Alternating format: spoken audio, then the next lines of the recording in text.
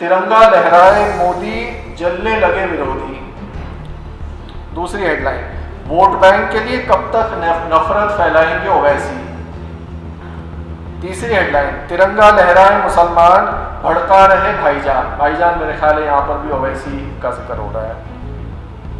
पाकिस्तान का प्लान 50 हुआ फेल, नुपुर शर्मा की हत्या का था प्लान। बिहार में जंगल राज रिटर्न्स। सियासत नहीं बदलेगी, समाज नहीं बदलेगा, मुझे बहुत ज़्यादा उम्मीद नहीं है कि मीडिया में भी कुछ खास बदलाव आएगा। सहाफ़त के मुस्तकबिल के बारे में बात करना आसान इसलिए भी नहीं है क्योंकि कई मायनों में सहाफ़त का मुस्तकबिल मुल्क के और समाज के मुस्तकबिल से जुड़ा हुआ है और सहाफ़त को समाज और मुल्क से हटकर नहीं देखना चाहिए। जो जहर समाज में फैला है, जो जहर सियासत में फैला है, सहाफ़त उससे महरूम नहीं है। और अफसोस की बात यह है कि महरूम होना तो बहुत दूर की बात है, जो आजकल की मीडिया है, आजकल के पत्रकार हैं, इस जहर को फैलाने में भी बहुत बड़ी भूमिका निभा रहे हैं। लेकिन ऐसा नहीं है कि ये जहर मीडिया सिर्फ अभी 2014 से फैला रहा है। 1984 में जो कत्लेआम हुआ था उसके दौरान भी कम से कम 2 इंग्लिश अखबारों के एडिटर्स थे जिन्होंने कॉलम में बड़े सोफिस्टिकेटेड अंदाज से कहा कि किस तरह से ये कत्लेआम एक तरह से जायज़ है, जायज़ ठहराया, लेजिटिमाइज़ किया उस कत्लेआम को।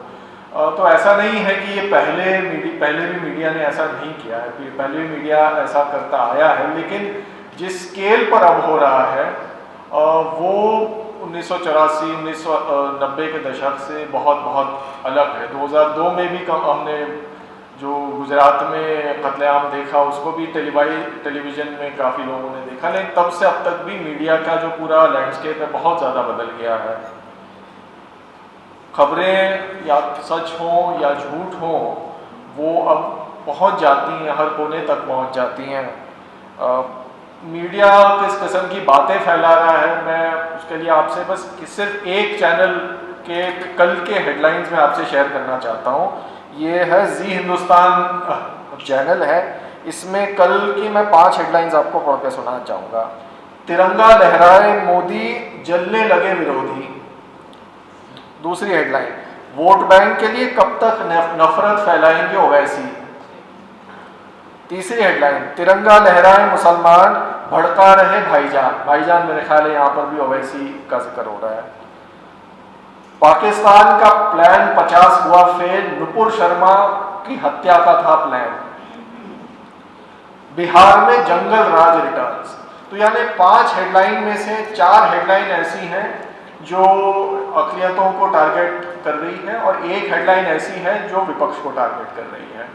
तो ज़्यादातर मीडिया, मैं टाइम्स नाउ के भी कल के डिबेट्स देख रहा था, उसमें से भी थोड़ा सा रेशियो अलग है। 50% डिबेट्स अपोजिशन को टारगेट करते हुए थी, 30% अक़लियतों को टारगेट करते हुए थी और 10-20% न्यूट्रल टॉपिक जैसे लाल सिंह चड्ढा, और वो भी एक तरह से अक़लियतों को ही टारगेट करने वाली बात हो गई। तो यानी मीडिया किन मुद्दों पे फोकस कर रहा है और किन मुद्दों पे उसे फोकस करना चाहिए, इसमें एक बहुत बड़ा गैप है। और इस गैप के लिए यानी जिम्मेदार कौन है? कॉरपोरेट ओनरशिप के बारे में कहा जाता है कि ज़्यादातर मीडिया आज बड़ी कंपनियां कंट्रोल करती हैं, ये हकीकत है। मीडिया बड़ी कंपनियों पे पूरी तरह डिपेंडेंट है, गवर्नमेंट के एडवर्टीजमेंट्स पे डिपेंडेंट है, ये बिल्कुल सही बात है। लेकिन इसके अलावा भी एक हमें हकीकत माननी चाहिए, वो ये है कि काफ़ी बड़े पोजीशंस पर मीडिया में कम्युनल मानसिकता के लोग बैठ गए हैं। असल में एक इकोसिस्टम बन गया है जिसके तहत जो जितना ज़्यादा जहर उगल सकता है वो मीडिया में उतनी ज़्यादा तरक्की करेगा, उसको उतने ही ज़्यादा हाई पोजीशन मिलेंगे। ख़ास तौर पर टीवी मीडिया में ये माहौल हो गया है। ये सियासत से कोई बहुत अलग नहीं है। हम यानी कम से कम जो रूलिंग पार्टी वो देखते हैं तो उसमें भी यही है कि जो जितना ज़्यादा जिसने हेट स्पीच दिया है वो उतने ज़्यादा उसको बड़े पोजीशन मिले हैं, जो कम करता है वो बेचारा अपनी पार्टी में अब दरकिनार हुए हुए हैं लोग। तो ये एक जो समाज में जहर फैला है, मीडिया में भी वही जहर फैला है एक तरह से। देखिए, मीडिया का असर कहाँ पड़ता है। मैं 2014 के इलेक्शन में पंजाब में सर्वे में इन्वॉल्व था एक, और उस सर्वे डेटा को हमने देखा। एक सवाल था उसमें कि आप कौन से लैंग्वेज के चैनल देखते हैं, क्योंकि पंजाब में हिंदी और पंजाबी दोनों देखी जाती है, दोनों के चैनल देखे जाते हैं। तो एक बहुत दिलचस्प बात पता चली कि जिन लोगों ने जवाब दिया कि हम हिंदी चैनल देखते हैं, उनमें से ज़्यादातर भारतीय जनता पार्टी और प्राइम मिनिस्टर मोदी के बारे में बहुत अच्छी राय रखते थे। लेकिन जिन लोगों ने जवाब दिया कि हम पंजाबी चैनल देखते हैं, उनमें से मेजॉरिटी ऐसी थी जिन्होंने कहा कि हम या तो उस वक्त नरेंद्र मोदी को लेकर या तो फिक्रमंद थे या फिर वो नापसंद करते थे। तो एक रीजनल और हिंदी मीडिया में ये एक बहुत बड़ा फर्क हमें पंजाब में नज़र आया। तो इससे ये भी बात सामने आती है कि जो एक हिंदी मीडिया का झुकाव है वो किस तरह से जो अभी मौजूदा हुक्मरान है उन्हें फेवर कर रहा है और एक नैरेटिव उनके आसपास बनाने की कोशिश करता है।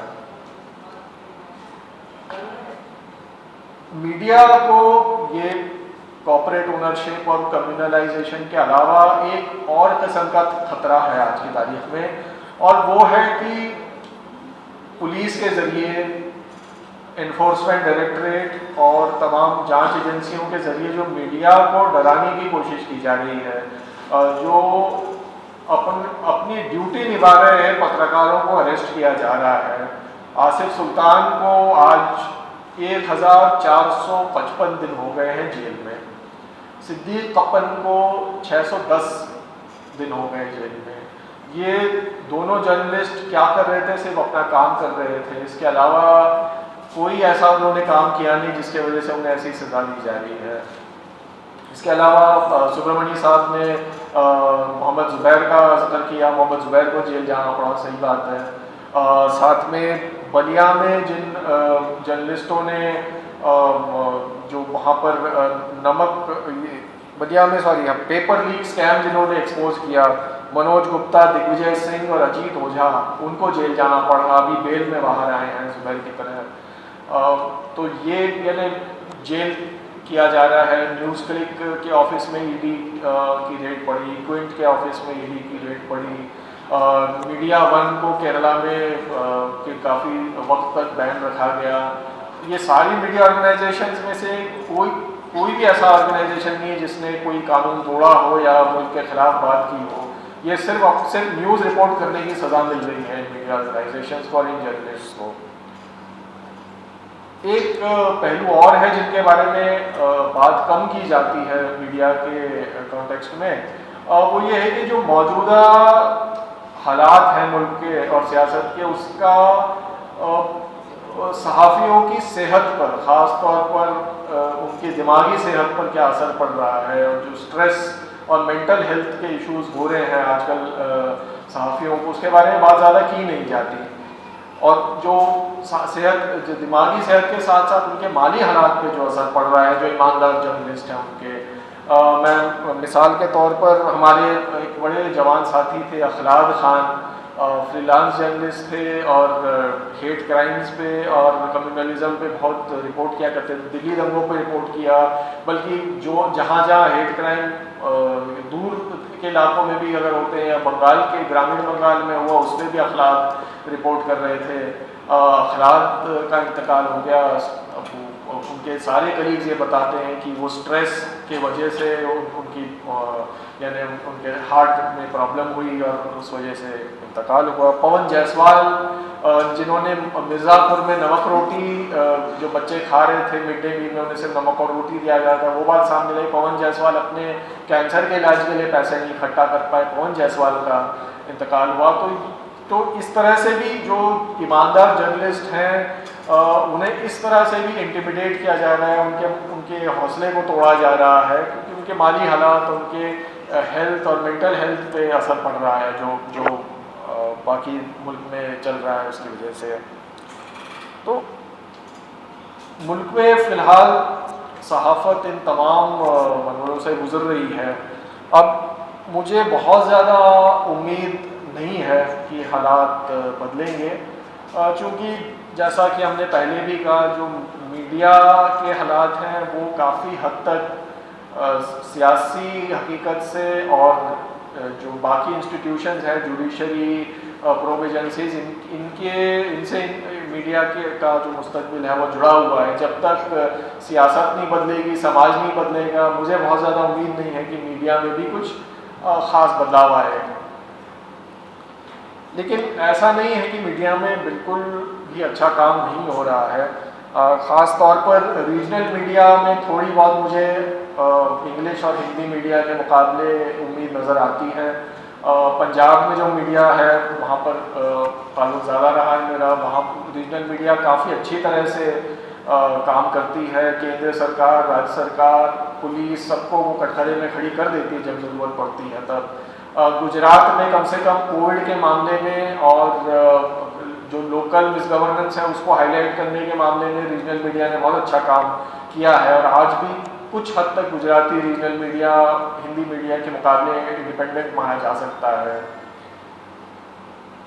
कुछ छोटे इंडिपेंडेंट प्लेटफॉर्म्स हैं, कैरवान बेहतरीन काम कर रहे हैं, वायर में अच्छा काम हो रहा है, न्यूज़ क्लिक की हमने बात की, न्यूज़ लॉन्ड्री है, मखतूब मीडिया है, यहाँ सब यानी सारे ऐसे काफ़ी कम स्केल में, कम रिसोर्सेज के साथ बहुत अच्छा काम कर रहे हैं। क्विंट में हमने कम से कम 3 इश्यूज़ पे अच्छी इन्वेस्टिगेटिव स्टोरीज करी, जैसे इलेक्टोरल बॉन्ड्स, EVM और जो नॉर्थ ईस्ट दिल्ली में पॉग्राम हुआ वो। तो यानी कुछ काम हो रहा है मीडिया में, लेकिन अब भी मुश्किल बात ये है कि कई बार ये होता है कि जो लोग ऑलरेडी एक पॉलिटिकल राय रखते हैं या इस मौजूदा हुकूमत से इख्तलाफ रखते हैं, कई बार ये होता है कि जो इंडिपेंडेंट मीडिया है वो सिर्फ उन्हीं लोगों में कंज्यूम होता है और जो इस सरकार का समर्थन करते हैं वो प्रो गवर्नमेंट मीडिया ही देखते हैं। तो ऐसा ज़रूर है कि मीडिया इनकी राय बदलता है, लेकिन कई बार ये भी होता है कि लोग वही मीडिया देखते हैं जो ऑलरेडी उनकी राय को और इन्फोर्स करता है। तो ये भी एक मसला मीडिया फेस कर रहा है कि कोई जो मिडिल ग्राउंड है कि हमारी जो बिलीफ है कि लोगों को अगर हम हकीकत दिखाएं तो उनकी राय बदलेगी और वो इंसाफ की राह में खड़े होंगे या कम से कम उन्हें वो वाकिफ़ हो जाएंगे चीज़ों से। ऐसा होता नहीं है कई मरतबा, क्योंकि फेक न्यूज़ और जो बायस मीडिया का इस कदर लोगों पर असर हुआ है कि लोग वही देखना पसंद करते हैं जो उनके विचार को रीइंफोर्स करें। तो ये 3-4 मुद्दे हैं जिससे मीडिया आज फ़िलहाल जूझ रहा है। मुझे लगता है हालात आने वाले कुछ सालों में और बिगड़ सकते हैं, क्योंकि आज कोविड और इन सब कोविड के वजह से, लॉकडाउन की वजह से काफ़ी इंडिपेंडेंट मीडिया को नुकसान झेलना पड़ा है, रेवेन्यू कम हुआ है, तो उस वजह से जिस किस्म की रिपोर्ट्स वो कर सकते थे वो नहीं कर पा रहे हैं। ये कुछ स्ट्रक्चरल भी मसले हैं जिनसे मीडिया जूझ रहा है। मैं बस यही उम्मीद करूँगा कि जो मीडिया के हमारे साथी जेल में कैद हैं उनके ख़िलाफ़ जो झूठे मुकदमे दायर हैं वो ख़त्म हों, वो बाहर निकले, आसिफ सुल्तान निकले, सिद्दीक कपन निकले, जो तमाम पॉलिटिकल प्रिजनर्स हैं उनकी रिहाई हो। यही दुआ करेंगे कि जुडिशरी में कुछ तब्दीली आए कि और वो कुछ रिफॉर्म दिखाएं इस डायरेक्शन में। मैं बात यहीं पे अपनी ख़त्म करूँगा। बहुत